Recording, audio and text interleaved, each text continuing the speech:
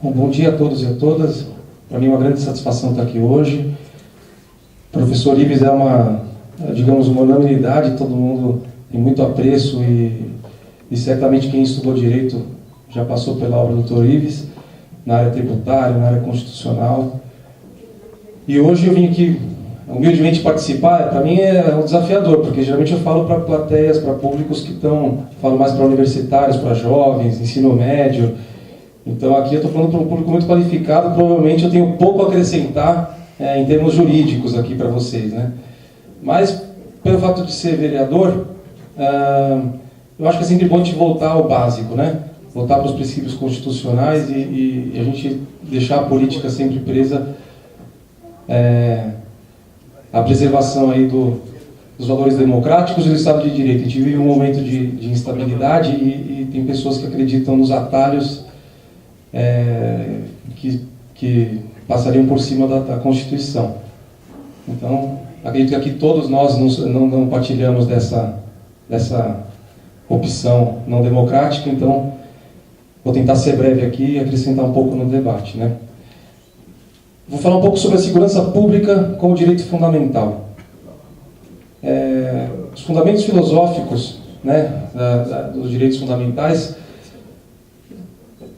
dizem que são basicamente dois princípios que servem de esteio lógico para a ideia de direitos fundamentais. É o Estado de Direito e a dignidade humana. A dignidade humana seria uma ideia ampla e o reconhecimento a todos os seres humanos pelo simples fato de serem humanos, né, de alguns direitos básicos, que são os fundamentais. Ingo Wolfgang Sarlet, Paulo Gustavo Bonet Branco, Paulo Bonavide Júnior, Lewandowski, entendem que os direitos fundamentais nascem da dignidade humana. Canotilho entende que não se pode restringir apenas a dignidade humana, pois se restringiria seu conteúdo. O Estado de Direito, conforme a Constituição Federal, artigo 1º, caput, pode ser entendido como o Estado de poderes limitados, se contrapondo ao Estado absoluto. José Afonso da Silva explica que o conceito clássico de Estado de Direito abrange três características: a submissão dos governantes e dos cidadãos ao império da lei, a Constituição em primeiro lugar, a separação dos poderes e a garantia dos direitos fundamentais.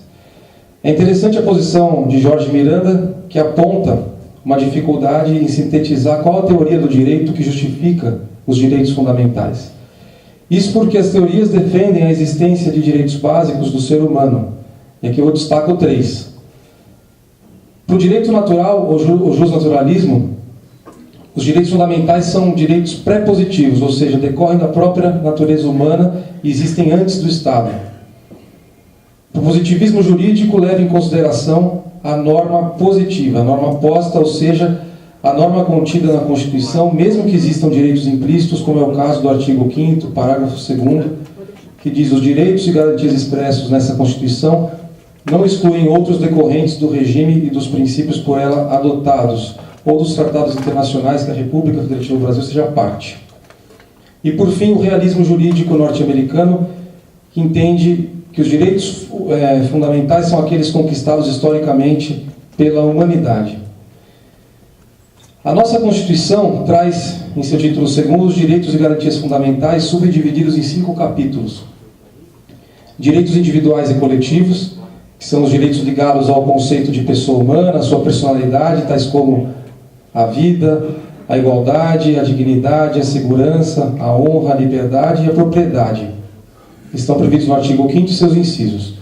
Os direitos sociais, que é o Estado Social de Direito, deve garantir as liberdades positivas aos indivíduos. Os direitos são referentes à educação, saúde, trabalho, previdência social, lazer, segurança, proteção à maternidade e à infância e assistência aos desamparados. Sua finalidade é a melhoria das condições de vida dos menos favorecidos, concretizando assim a igualdade social. Estão elencados a partir do artigo 6º. E os direitos de nacionalidade. Nacionalidade significa o vínculo jurídico-político que liga o indivíduo a um certo e determinado Estado, fazendo com que este indivíduo se torne um componente do povo, capacitando a exigir sua proteção. Em contrapartida, o Estado sujeita-o a cumprir deveres impostos a todos. Os direitos políticos, que permitem ao indivíduo, através dos direitos públicos subjetivos, exercer sua cidadania participando de forma ativa dos negócios políticos do Estado, está no artigo 14, e os direitos relacionados à existência, organização e à participação em partidos políticos. Garante a autonomia e a liberdade plena dos partidos políticos como instrumentos necessários e importantes na preservação do Estado Democrático de Direito. Artigo 17. E o que fala o professor Ives Gander, nosso homenageado? Ives Gander, em artigo de muita profundidade no qual defende a vida, assim se manifesta. O mais relevante direito na Constituição, indiscutivelmente, é o direito à vida, não sem razão enunciado entre os 5 princípios fundamentais, como o primeiro deles, na dicção do caput do artigo 5º, a saber: todos são iguais perante a lei, sem distinção de qualquer natureza, garantindo-se aos brasileiros e aos estrangeiros residentes no país a inviolabilidade do direito à vida, à liberdade, à igualdade, à segurança e à propriedade nos termos seguintes. Com base nisso, poderíamos definir os direitos fundamentais como os direitos considerados básicos para qualquer ser humano, independentemente de condições pessoais específicas. São direitos que compõem um núcleo intangível de direitos de seres humanos submetidos a uma determinada ordem jurídica. Não precisamos ir muito longe, a segurança é um direito fundamental previsto na Constituição. E o que é segurança? Segurança tem um sentido amplo, pode ser segurança jurídica, no sentido de confiança, ou segurança institucional, ou mesmo segurança pública. Segurança é o direito fundamental predominantemente difuso que os cidadãos e a sociedade possuem de sentirem-se protegidos, interna e externamente, em decorrência das políticas públicas de segurança pública praticada pelo Estado e da prestação adequada, eficiente e eficaz do serviço público de segurança pública. Ingo Salek explica a acolhida dos direitos fundamentais sociais em capítulo próprio no catálogo dos direitos fundamentais ressalta, por sua vez, de forma incontestável sua condição de autênticos direitos fundamentais, já que nas cartas anteriores os direitos sociais encontravam-se positivados no capítulo da ordem econômica e social, sendo-lhes, ao menos em princípio, e ressalvadas algumas exceções, reconhecido o caráter meramente programático. A eficácia dos direitos fundamentais, a obra aqui a eficácia dos direitos fundamentais, uma teoria geral dos direitos fundamentais na perspectiva constitucional. A segurança pública merece uma atenção especial. Na Constituição de 88, ela é tratada em vários dispositivos, como já foi mencionado aqui na abertura. No artigo 6º, são direitos sociais, a educação, a saúde, o trabalho, a moradia, o lazer, a segurança, a previdência social, a proteção à maternidade e à infância, a assistência aos desamparados na forma desta Constituição. No artigo 21,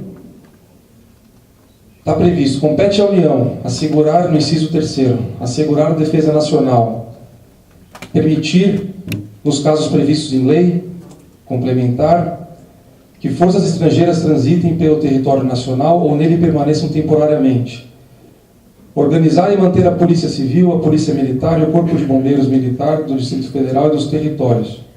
Executar o serviço de Polícia Marítima, Aeroportuária e de Fronteiras. No artigo 22, compete privamente à União legislar sobre normas gerais de organização, efetivos, material bélico, garantias, convocação e mobilização das polícias militares e corpos de bombeiros militares. Competência da Polícia Federal e das polícias rodoviárias e ferroviárias federais. O artigo 24 diz que compete à União, aos Estados e ao Distrito Federal legislar concorrentemente sobre organização, garantias, direitos e deveres das polícias civis. E o artigo 144, que diz que a segurança pública, dever do Estado, direito e responsabilidade de todos, é exercida para a preservação da ordem pública e da incolumidade das pessoas e do patrimônio, através dos seguintes órgãos: Polícia Federal, Polícia Rodoviária Federal, Polícia Ferroviária Federal, Polícia Civis, Polícias Militares e Corpos de Bombeiros Militares. Aí eu poderia ler todos os parágrafos e incisos, mas eu acho que não é necessário, porque aqui todo mundo conhece bem essa parte da Constituição. Dessa forma, a Constituição Federal considera a segurança como um direito social a ser concretizado pelo Estado, de modo a garantir que os cidadãos possam viver com dignidade, ter plena liberdade de ir e vir, garantindo-lhes a integridade física, psíquica e moral através de todos os mecanismos que estejam ao alcance. O aparato policial tem o condão de prevenir o cometimento de delitos, investigar e capturar aqueles que, porventura, cometerem alguma infração penal, bem como servir de desestímulo à prática criminosa. Também cabe ao aparato policial, assim como aos demais poderes do Estado e a sociedade, manter a ordem pública. Para José Afonso da Silva, ordem pública será uma situação de pacífica convivência social, isenta de ameaça, de violência ou de sublevação que tenha produzido ou que supostamente possa produzir a curto prazo a prática de crimes. Aí eu vou citar aqui uma decisão do ministro Aires Brito, abre aspas, o conceito jurídico de ordem pública não se confunde com incolumidade das pessoas e do patrimônio. Sem embargo, ordem pública se constitui em bem jurídico que pode resultar mais ou menos fragilizado pelo modo personalizado com que se dá a concreta violação da integridade das pessoas ou do patrimônio de terceiros, tanto quanto da saúde pública, nas hipóteses de tráfico de entorpecentes e drogas afins. Daí sua categorização jurídico-positiva não como descrição do delito nem combinação de pena, porém como pressuposto de prisão cautelar, ou seja, como imperiosa necessidade de acautelar o meio social contra fatores de perturbação que já se localizam na gravidade incomum da execução de certos crimes. Não dá incomum gravidade abstrata desse ou daquele crime, mas dá incomum gravidade na perpetração em si do crime, levando à consistente ilação de que solto o agente reincidirá no delito, donde o vínculo operacional entre a necessidade de preservação da ordem pública e o acautelamento do meio social.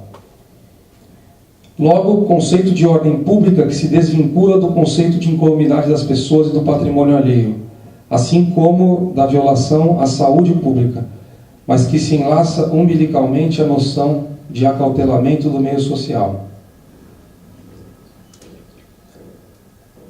O direito fundamental à segurança pública. Não há dúvida de que a Constituição Federal considera a segurança como um direito social a ser concretizado pelo Estado, permitindo a vida com dignidade. Sem essa segurança garantida pela Constituição, o indivíduo não sai de casa, não vai à escola, não vai ao trabalho, não tem estímulo a abrir um comércio e daí por diante. Assim, precisamos aqui fazer um paralelo com o direito à saúde, como tratado pelo Supremo Tribunal Federal num voto do ministro Marco Aurélio.